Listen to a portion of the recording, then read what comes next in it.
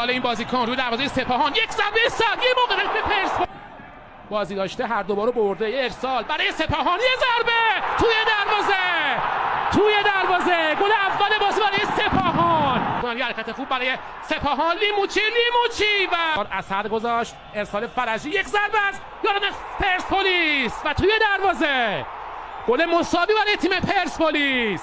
علی محمدی رو ارسال محمدی بلند، یه ضربه سر و توی دروازه، گل دوم برای پرسپولیس. امید علی شاه پای راست و اخراج امید علی شاه. آهان یک، ارسال کریمی، یه ضربه سر، یه موقعیت توی دروازه، پاهان محمد دانشگر، تیم پرسپولیس دور میکنن، ارسال، یه ضربه سر، یک موقعیت در بازگشت توی دروازه، گل سوم برای تیم سپاهان. از این موقعیت چگونه استفاده کنن، یک ضربه، یه حرکت پرسپولیس و سپاهان که بله کامارا با اخراج میشه.